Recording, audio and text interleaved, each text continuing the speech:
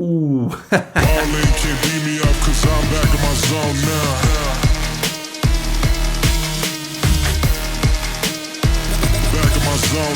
Let me into my zone. Please don't let me in. Please don't let me into my zone. I just need some time of my own. All these people trying to get a conversation. Today's a really cool day because it's one of the first times we're ever getting to test something before it's, available in the real world or even announced in the real world. So that's pretty cool. This is a bit more of a raw intro because this camera, I'm sure you already know what it is by the description, but it's meant to be super cool and super lightweight. So I really want to see my first impressions as I play with this camera for the first time. Let's go ahead and take a look. The suspense. Here it is, the Fuji GFX 50S Mark II. Now, if I was the person in charge of naming these cameras, I probably just would have called it the GFX 52. I'm lazy, whatever. Makes it easier for the consumer. But here it is.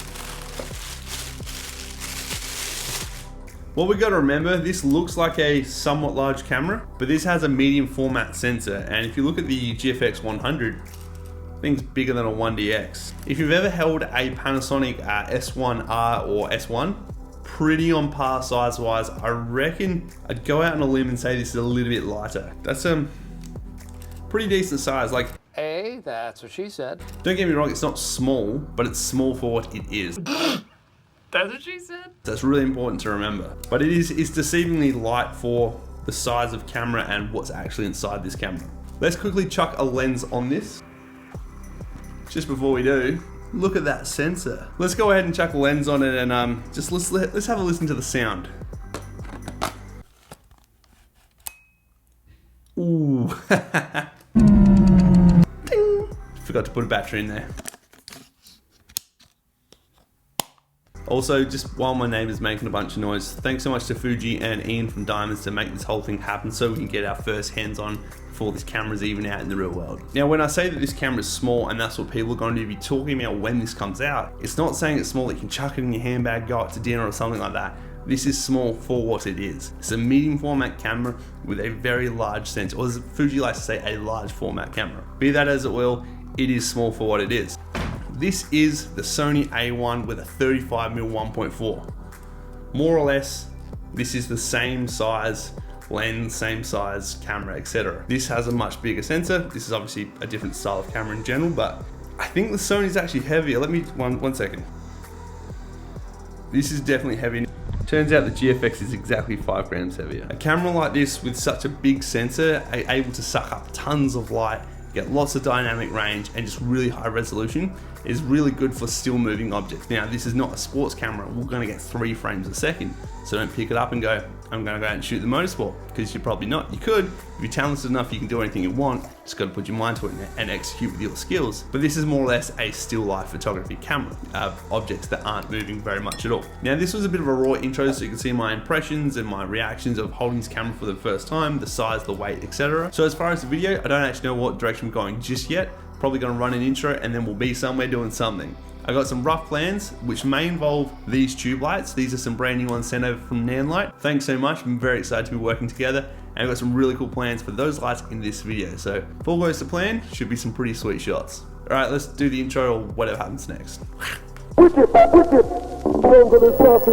So I was able to capture some pretty neat images on Friday night when I was walking around town, and I did film a few pieces to camera out there, but unfortunately the wind got the best of the audio, so I'm here to pick up where I left off. So straight off the bat, let's crush a few specs out the way. This camera is trying to do one of two things. It's trying to be the smallest and lightest medium format on the market, but it's also trying to encroach on that full frame territory. This camera comes in with a retail price in Australia of $6,500 for the body only, which I assume in America is like $4,500, $5 grand, which when you consider the price of a Sony A7R4 or a Canon R5 or a 1DX Mark III, it's actually reasonably affordable for what it is. The GFX 50S Mark II has a 51.4 megapixel sensor, and that will give you 200 megapixels when you put it into high res mode. And yes, this has high res mode, which means it has IBIS, so you've got that in-body image stabilization in a medium format camera, and that's pretty cool. What Fuji claims to do when they do their sensor shift technology is that each individual pixel gets mapped a RGB value, which not all other brands do. So in theory, the Fuji should come out with a better, cleaner color representation of what was actually there on the day. It's important to remember, this is not a sports camera.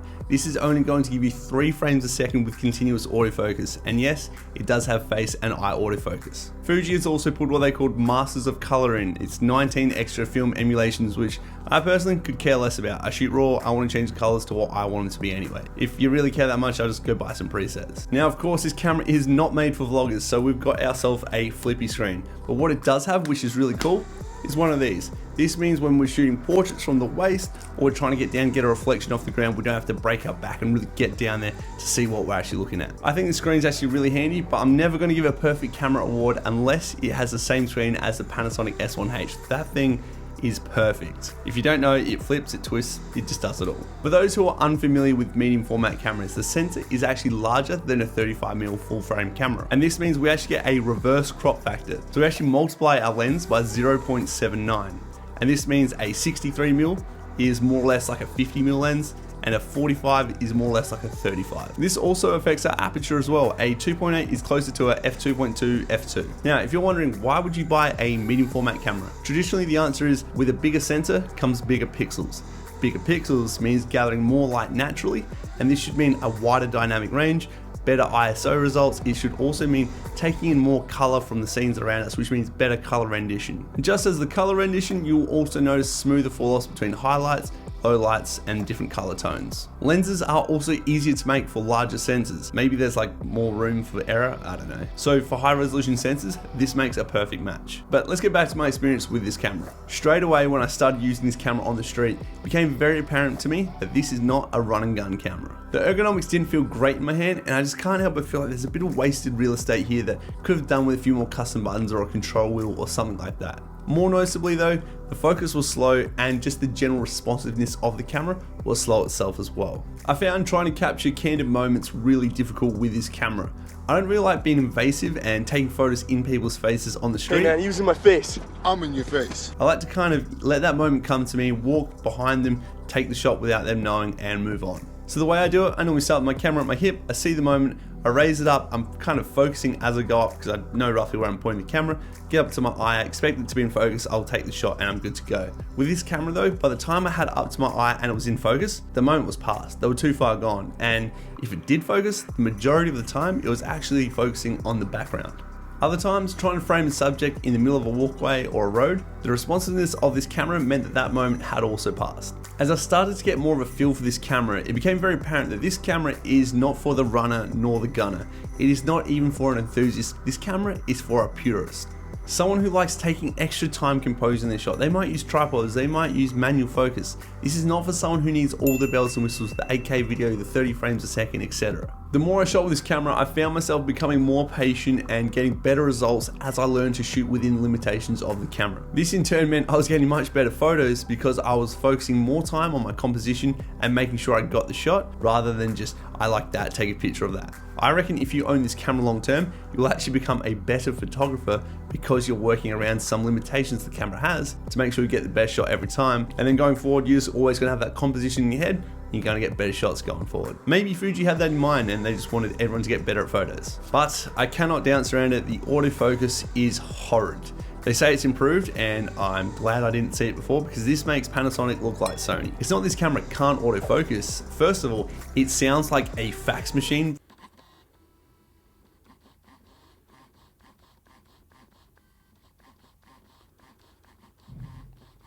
Can't you just imagine going to pick your print up after you just said something like that? An old receipt machine or something? Whoa, high five. It's just incredibly slow at getting focus, and that's if it gets focus. One saving grace may be that this might be a pre-production model which has pre-production firmware. I couldn't actually find the firmware in the settings, so thankfully this can all be fixed by firmware, and hopefully the techies over at Fuji are mashing their keyboards, working some magic for us. So fingers crossed, that gets improved. I hope I get a jobby, Freddy. I got my fingers crossed. For me, having quick, reliable autofocus is a high priority, but that also goes with the territory of what I shoot. And it's not all bad news, because when the fixable focus hits, my goodness, the files are nice. They are superb. So let's go on a photo shoot and look at some files. So we've seen this camera in a street session and we can see what it can do, and it comes up with some really good results. But let's put it through its paces in a studio session. This is where this camera should really excel. This is a camera that you'd expect to find in a studio doing still life shots, portraits and the likes. I kind of feel like Kevin Garnett with this hood on. But this was like a new level. I'm really interested to see how the autofocus does in an environment like this.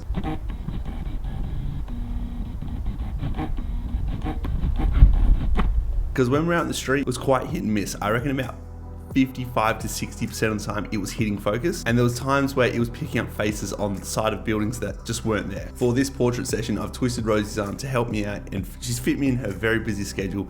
I'm very happy about that. We're going to be using these two Nan light Pavo tubes and doing a bit of creative photography, just different colors and moody neon sort of stuff. Now, if you want to do some of this neon sort of photography at home as well, and you have some Pavo tubes, what you're going to want to do is pick two different colors that are on opposing ends of the spectrum so they complement one another. Let's take a few shots.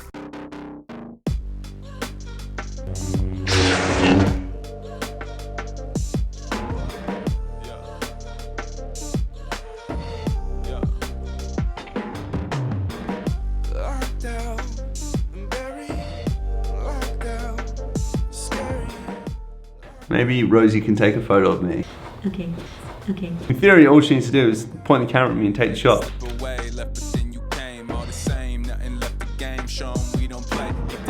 How you celebrate, kinda say complain with your ways. How you slipping while you still on center stage. Hey, wait, let it slip away. Left but then you came, all the same. Nothing left the game, show 'em we don't play. It depends how you celebrate, kinda say complain with your ways. How you slipping while you still on center stage. Oh, I pretend that you're still in love. Haven't heard from you in months. I can see the things that's on your mind. So in summary, this is one of the strangest experiences that I've had with a new camera.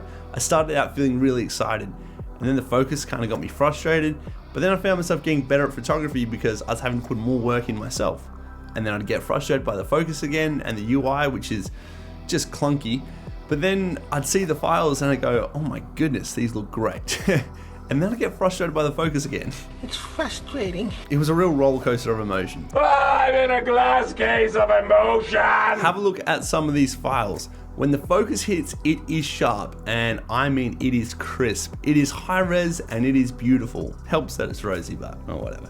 It's clear to see why a studio or a fashion photographer would be all about this camera. You can pick up this body for about the same price as a Sony a7R4 or a Canon R5, in that ballpark anyway. Here I'm going to chuck up a few shots from the Sony a7R4 and from the GFX 50S Mark II, see if you can see the difference. Let's just do a quick little blind test.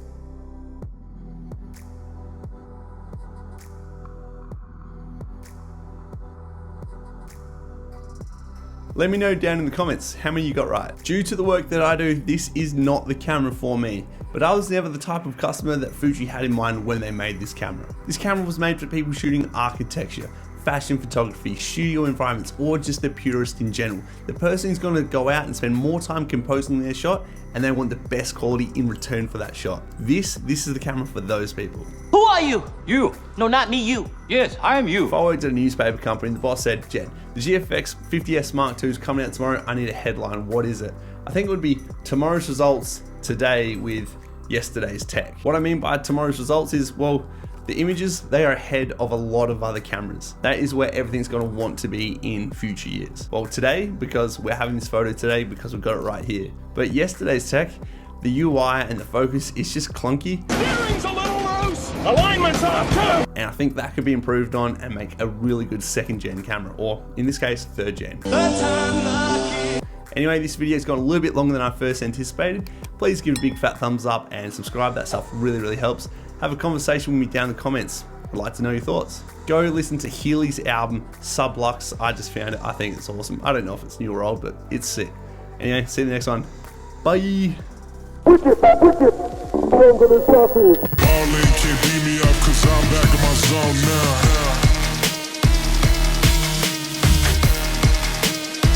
Back in my zone. zone now. Let me into my zone. Please don't let me in. Please don't let me into my zone. I just need some time of my own. All these people trying to get a conversation. You can conversate to that tone. My God up on that throne, yeah. So I'm never alone, yeah. All these people trying to box me in. I'm Mayweather, it's on, yeah. Now they ask where I'm at. Making hits that lambe. I'm MJ, I'm 2-3, man. I just need... Ooh,